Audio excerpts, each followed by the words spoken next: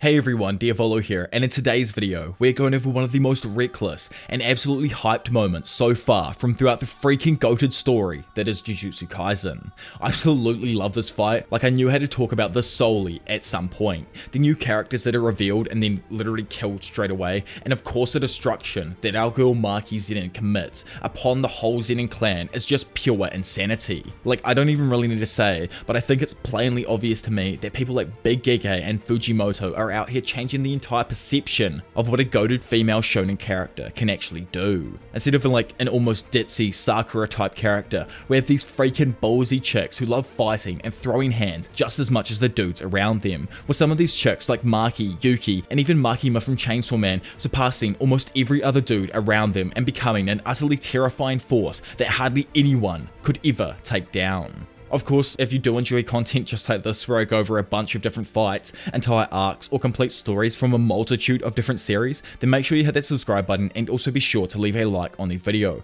as it really helps out with pushing my content to a bunch of new amazing people. Anyway, so firstly, I guess a little bit of context is vital in explaining the origin of this entire conflict here. Pretty much straight after Yuji, Megumi, and Choso finished the conversation they were having together about the current state of things, they head over to the #1 thumb himself, Master Tengen, who explains to everyone the rundown of the so-called culling game.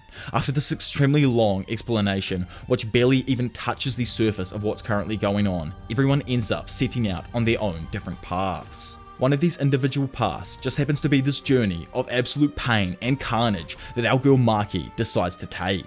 But anyway, enough of that. Sit back and enjoy yourselves as we finally dive into the demise of the Zenin Clan. I kind of like how that rhymed there. So in order to fulfill her role in helping with the culling game, Maki returns to a place where she's never felt welcome. As she enters the Zenin household to collect the curse tools, she is immediately greeted by the misogynistic NAOYA. Seeing how scarred she is now, he taunts her as he believes all Maki had was her attractiveness, and now that it's gone, he asks if he should mercilessly bully her like he used to in the past. He continues to throw abuse towards our girl, however, she just ignores his crude ass and heads on underground. After descending some of the stairs into the underground corridor, Maki finds her mother awaiting her there. She reminds her daughter that they cannot enter the warehouse, to which Maki, like the boss she is, nonchalantly holds up their keys while saying that Megumi is the new head of the clan and gave her permission. In a flashback, we find out that Maki was actually the person who revealed to Megumi that he had become the head of the clan. Heavily reluctant with the idea of being head, Megumi suggests that he let Maki take over for him instead, but she denies the option as she knows no one would accept her. She points out that he's inherited the Zenin clan's prized 10 Shadows technique and achieved its domain expansion. Megumi really didn't want to take the role as head and asked if things like acceptance mattered if she becomes the clan head. She would still get the resources, but Maki doesn't believe she's good enough to make this home a place where Mai belongs. Not yet. Once Maki said that about her sister, Megumi finally understood. In the present, as Maki cruises past her mother, she's suddenly screamed at by her to stop and instead come back. Maki's mother asks why her daughter is always like this and tells her to at least make her mother proud once for giving birth to her. However, Maki just completely ignores her pleas and continues on until she finds a door that seals the cursed warehouse. After using the key to unseal the chains holding their doors together, Maki finally enters. However, she's instantly shocked to see her father unexpectedly sitting inside of the room without a single curse tool in sight. Maki's father, who was another of the misogynistic lot, reveals that he anticipated Maki's move and emptied out all of the curse tools beforehand. He stands up and reveals Mai's injured body behind him. Mai, seeing Maki there for the first time, calls her an idiot for coming, which is really random when you put it in that context. Meanwhile, Junichi meets with NAOYA to fill him in on the circumstances. It's explained there through them that it's been deemed a crime to unseal Satoru Gojo, so the Zenin clan is going to execute Megumi, Maki, and Mai as rebels plotting to do so. NAOYA is amused by the plan, and while killing his own daughters will boost Ogi's credibility, NAOYA wonders if he is actually okay with the idea. To which, as the battle begins between father and daughter, Junichi reveals to NAOYA that this plan was originally Ogi's idea. which just goes to show like how fucked up the Zenin Clan is and how old all of their thoughts are. Like, look at the house, the woman, the men, the clothes, like literally everything. It's time to move forward, Zenin Clan. You guys just do not get it. Like, don't get me wrong, I actually love it because that's the whole point of the sect in a way, to make you hate the group while still wanting to know more about all of them. Especially NAOYA, like that dude is just written absolutely perfectly. Back as the battle starts off, Ogi activates his Falling Blossom emotion. He explains that he kept Mai alive as a bargaining chip in case Maki arrived with any unknown curse tools that caused an emergency situation. Maki wields Juzo's masterpiece, the goated curse tool, Dragon Bone. Its effect, or ability I guess, is that after accumulating cursed energy, the user can eject it out the back of the blade to increase its cutting power. Maki plans to take advantage of Ogi's ignorance and bait entering a single strike duel while actually intending to hit back multiple times. Just before ending the standoff, Ogi asks why Maki thinks Naobito was chosen over him as head of the clan. Maki asks if it's because he's a terrible person, willing to kill his own children, which instantly prompts Ogi to start the fight. As Ogi darts forward, she blocks his first slash and follows up with an attack of her own, utilizing the momentum granted by cursed energy shooting out the back of the blade. Ogi tries to parry but quickly notices his katana blade is actually broken, allowing Maki to get behind him and go for the finishing blow. However, with some unrealistically fast timing from an old timer, Ogi quickly spins around and counters with his blazing curse technique, momentarily solidifying his blade before he cuts Maki down. Maki's already busted eye is again hit and cut open along with her lower abdomen, which was sliced through from the attack. Left with deathly injuries, Maki doesn't understand what happened until she realizes that Ogi's blade has been replaced by the flames of his cursed energy. As she falls defeated, Ogi sheds a tear and reveals he couldn't become head of the clan because his children are indeed worthless. Man, like I said, I hate the Zenin family's ideology and like Jujutsu in general. Like, if you wanted your kids to improve, you would teach them techniques and not treat them like absolute arse all the time. It's not Maki who's the failure in this like situation, Mr. Ogi-san. It was your failure as a parent to teach your children correctly and guide them. And now, it is time to pay the consequences. As Ogi drags his twin daughters' bleeding bodies down a corridor, leaving a trail of their blood behind him, he explains why Maki lost. He says that she stepped in close and treated her opponent like a swordsman and not a sorcerer. He repeats that he did not become head of the clan because of the quality of his children. Naobito's projection sorcery technique doesn't have much of a history outside of passing it down to NAOYA, so this was not a determining factor in the choice. The only difference between them was how strong their children turned out to be. Ogi states that children must not hold back their parents and tosses his daughter down a flight of stairs like the trash he thinks they are into an empty, large room. He explains this area is for training and discipline. A plethora of cursed spirits are kept there that will eat the twins as soon as Ogi leaves. He mocks Maki and claims her heavenly restriction is nothing compared to other sorcerers who trained and reinforced their muscles with cursed energy every single day for years on end. Her father then turns his back on his daughters and says farewell to the stains of his life one final time. Before the curses move in, Mai is able to sit up and puts Maki's head on her lap. As she feels Maki's heart beating, she notes how tough her twin truly is. Okay, I used to hate Mai, but like really in this moment right here, it fully changed my total outlook on her. I always thought that she was just another of the Zenin household, content with the way things are, and that's why she was always a bitch towards Maki. But right now, we find out that Mai suspected that this would happen someday and is ready to do what is necessary to save her sister. She opens Maki's mouth and says, "This sucks," before breathing the life back into her. Suddenly, Maki awakens somewhere on a beach as if she's been rescued from drowning. It's just like so cute. Literally like she breathed the air back into her after drowning in the crap from her family. Like it's such a great analogy right here from GEGE. She's laying next to Mai, who explains that she's going to use a construction technique to make something, but will then die from the strain due to the injury she's already sustained. Mai gets up from the sand and walks into the water while saying goodbye and wishing her twin good luck in life. This greatly confuses Maki, who gets up and begs her sister to come back. Mai explains that she knew for a while that twins are a bad omen for sorcerers. To gain, one must give. However, that rule doesn't always apply to twins because curse energy treats them as one singular entity. Even if Maki wants to get stronger, she can't because Mai doesn't. So as sad and as messed up as it is, as long as Mai is around, Maki can never fully develop. In an attempt to get her sister to stop, Maki tells her that she understands, but she still doesn't want to lose her sister and runs after her, asking for her to come home again. Mai extends her hand to Maki, telling her that she is only going to leave her one thing, so make sure to throw the rest away.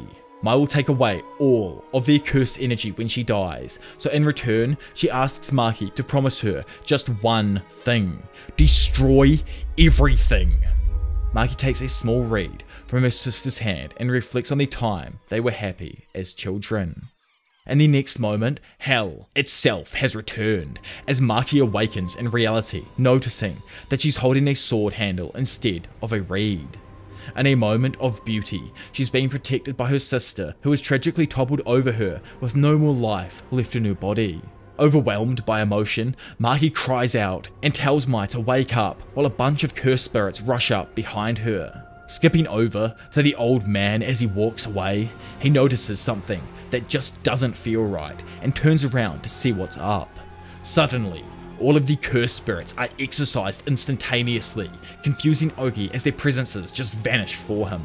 Okay, like, remember, our girl is now outputting 0, nada, none, literally no curse energy at all in her stuff. It's just them pure gains. Time to see what really pays off. Physical strength through training your entire life, or curse strength, Ogi? Ogi readies his katana and sees Maki strolling through the shadows of the doorway before she gently places Mai's body down. Ogi's body begins to tremble with fear as he knows his mind has tried its best to forget this feeling. Maki emerges from these shadows and instantly reminds him of no one other than the demon warrior who possessed no cursed energy, the breaker of fate himself, TOJI Zenin. Struck with a jolt of fear, Ogi immediately activates his curse technique, blazing courage, coating his katana's broken blade in scorching flames that blaze a circle around him. With his scorching blade pointed at Maki, Ogi threatens to burn his worthless child to the bone in a fight to the death. However, before he could even finish talking, Maki, like the freaking beast she's always been, effortlessly decapitates his head while walking past him. In fact, I don't even know how much of a specific buff this was, like we have to get big old broken Ronin on it or something, but this slash was so damn fast that Ogi never even saw it coming. Maki stops behind her father's defeated corpse as it falls to the ground. She looks at the last gift Mai gave her, then ready to keep her promise, grips the curse tool in her hand and tells Mai it's time to get started. Time to start the absolute destruction that is about to happen. Like, oh, I can't wait. Ding ding ding ding ding ding ding. Literally, like, as an alarm bell sounds out notifying the Zenin Clan, Junichi and NAOYA leave their meeting room and go into a hallway. Young Ranta Zenin finds them and tells Junichi that Maki has gone mad and actually killed Ogi, which leaves the others completely surprised. So since the Zenin Clan is like just freaking massive, they have a variety of different groups consisting of people with varying skill levels. One of these is the 50-man Kukuru unit that gets dispatched to apprehend Maki. Following in the pussy-ass way of every Zenin male, this captain, Nobuaki Zenin, tells his men that she must have killed Ogi in his sleep or in the bathroom, obviously severely underestimating her strength. This Kukuru unit is made up of Zenin men who do not manifest an innate technique, but are still able to use cursed energy. They end up fighting Maki in the cursed spirit room and surround her with at least 20 men from the unit. Standing there alone, looking like the complete hellhound with the dragon bone in one hand and Mai's creation in the other, Maki can only think about her sister. She wonders what her plan was and if she should really have given up on becoming a sorcerer alongside Mai. She figures that that might have been the right answer all along and apologizes to her sister for putting her through all of the pain that she did. From around her, the 20 Kukuru unit fighters all attack while Maki remembers Mai's final request: destroy everything. Maki opens her eyes just as one of the men attempts to slash her. Instantly, and on some freaking Matrix level shit, she avoids the blade and cuts off both of the man's hands in one fluid motion, then vaults over his back and cuts down several of his allies before finally beheading the fodder full below her. Despite their numbers, the Kukuru unit is frankly nothing compared to the now unrestricted Maki, who effortlessly kills one after another in successively brutal fashion. Oh my lord, I love this fight. Like, the look on everyone's freaking face as she's just annihilating them is perfect. This absolute egg, Nobawaki, arrives back, somehow expecting Maki to actually have been finished off already. Yet, as he strolls in, he's unpleasantly surprised to see that all of his men have been turned into bloody corpses by an unscathed Maki. Suddenly, our new beloved icon of female strength notices a surge of curse energy nearby, coming from Chojuro Zenin. Instantly, she's tossed flying up into the air by a pair of gigantic stone hands that then attempt to smash her while she's falling back down to earth. Nobawaki recognizes this attack as Chojuro's curse technique and notes that the Hei have now arrived. Which, by the way, is a group made up of only the strongest, comprised of everyone in their family with a semi-grade 1 or higher ranking. So now the proper fight begins. The stone hands aren't enough to hold Maki as she tears her way back out. Nobawaki and Chojuro attempt to stop her, but she jams her hands into their throats at blinding speed, literally killing them both before they could even react. Ranta, watching this, uses his paralyzing technique to try and hold Maki in place while yelling for Junichi to hurry up and finish her off. While Junichi sprints in to kill her, Maki fights back and forcibly breaks out of Ranta's technique. This literally sends his technique back at him or something similar to that, inflicting a horrendous amount of damage to his face. Still, despite bleeding profusely, Ranta makes sure to tell Junichi that Maki has indeed become just like TOJI. However, unlike TOJI, who never decided to destroy the entire clan on a whim, Maki will do that if she is not killed here and now. Junichi attacks Maki and launches a huge number of cursed energy propelled fists raining down from the sky at her. This pummels everything in the immediate area, which causes Ranta to believe they actually succeeded at his final moments. Ranta then collapses on his knees while they smile, thinking they won, and succumbs to the previous strain of his injuries, while Maki, the complete and utter god, walks out of the dust and smoke with Junichi's head hanging from her fist.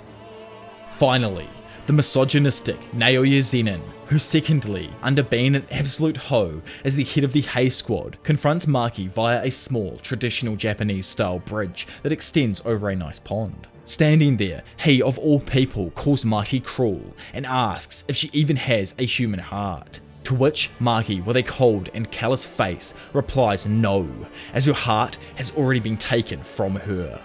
Skipping into a flashback during NAOYA's childhood, we find that he had always been wrapped in cotton wool and constantly praised by his family members. He was recognized as a genius, and many always believed he would grow into the head of the clan after Naobito. Love how Megami just showed up on the block out of nowhere and messed up that entire plan for him. Anyways, NAOYA heard of a black sheep in their clan who didn't have any cursed energy and went to see how pitiful that person was. However, after seeing him, NAOYA was physically shaken upon seeing TOJI's cold yet unconcerned eyes. Back in reality now, NAOYA initiates the fight, quickly sending a series of rapid punches towards her. However, Maki is able to parry the majority of them, while trying to count the number of movements in that singular moment. Sadly, while she's big braining his technique, NAOYA interrupts it and grabs her, causing her to be frozen inside a frame. Then, using the extreme velocity his technique provides, NAOYA kicks Maki through several stone structures surrounding the area. NAOYA, standing there, thinking he is the top G, is adamant to himself that Maki is not TOJI, regardless of her new boost in power. Yeah, she ain't even at the same power level yet, bro. She just unlocked the full extent of her heavenly restriction. Like, Goku wasn't all of a sudden Super Saiyan 3 when he unlocked Super Saiyan 1. Like, it's not how it works. You still gotta train and build time, Anyways, NAOYA thinks that the sin of insignificant people is their ignorance of strength. Everyone misjudged TOJI because of his lack of cursed energy, and NAOYA doesn't believe anyone other than Gojo truly understood who he actually was. Using his curse technique, NAOYA continually builds up momentum and overwhelms Maki with one high-speed move after another. Being a massive TOJI and Gojo fanboy, NAOYA desires to prove that he is the only one who will stand with them as one of the strongest, not Maki. Even with her improved abilities, Maki is starting to get hurt by NAOYA's attacks and struggles to keep up, admitting that the situation is getting bad. For NAOYA, unlike in his fight with Choso, he won't stop building up speed this time. He understands that strength equals weight and speed, and plans to pierce Maki at max velocity, having already gone supersonic. Maki gained a steel body that is broken away from cursed energy in exchange for Mai's life. She welcomes a head-on collision and takes the stance of the Shiranui Gata, which, for all of my Japanese lovers out there, is a specific form that sumo wrestlers take. Maki attempts to take on the brunt of Naoya's supersonic speed in order to stop his movements, even if it means sacrificing a few ribs. Appearing to see through Maki's defensive strategy, Naoya tags her with his palm. In doing so, it forces Maki to follow the 24 frames per second rule of projection sorcery. Failure to do so means being frozen inside a frame for 1 second, like what just happened with her previously when she was kicked across the yard. Still moving at top speed and seeing his adversary as nothing more than an imposter, Naoya believes Maki is frozen and prepares to finish her off. However, Maki actually isn't even fazed by his technique, and is even obeying the specific 24 frame rule of it. Now being able to move fast enough, Maki turns around and counterattacks, intercepting Naoya's path with her fist. Naoya attempts to call Maki a fake, but before he finishes, she smashes his face into the ground with a monstrous punch that ends the fight and deforms Naoya's skull. Now acting like the absolute boss she is, she looks down on her pathetic, bloody cousin and asks him to repeat that.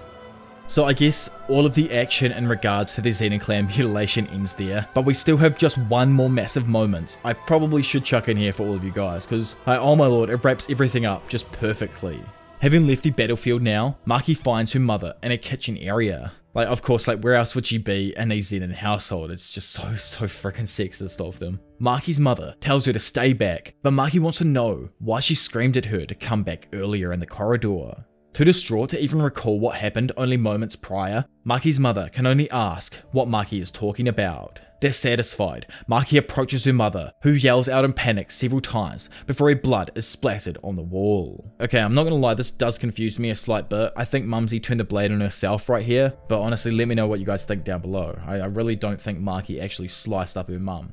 Outside, throughout and around the estate, the Hei and the Kukuru squads have been completely decimated, with their corpses lining the area. Somehow, like the cockroach he is, Naoya, heavily injured but still somehow barely alive, walks around, pouring blood from his face until he finally collapses through a door onto the ground inside. He mocks Maki for not ending him and leaving him like this, when out of freaking nowhere, Maki's mother walks up behind him with her throat already slit and bleeding, so she's definitely approaching death for sure, but still somehow holding a kitchen knife, typical Zenin estate like thing. Naoya, who's currently too pitiful to even protect himself, then is probably the woman he hated the most, the mother of Maki and Mai, stab him through the back with a goddamn kitchen knife. Which, by the way, is something that this dickhead said should happen to any female who is weaker than any man. So, like, oh my god, GEGE, you gotta chill out with them sneaky little, like, foreshadowings here and there. Naoya calls her a piece of trash, but either way, ends up dying a pitiful death, with a woman laying on top of him, unable to do anything about it. On top, and fading away, the girl's mother admits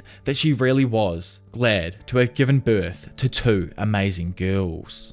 What a freaking battle. Well, not really a battle, it was more of an obliteration of like a neurodivergent group of people, but still, it was pure fire seeing Maki pop off like this and murk her entire clan. I don't know all of the Zenins, but I think it's only Megami and Maki now that are like considered a part of that clan. Also, I just love how like this non-ditzy or childlike female lead character buzz JJK has going on at the moment. Like, we've got the big titty goth waifu with Mei Mei, salary woman Miwa, what kind of chicks you into Yuki, Nobara the carpenter, Momo the like wizard witch or whatever, Shoko the doctor, Maki is like literally the re-embodiment of Toji, and Mai literally had a construction ability.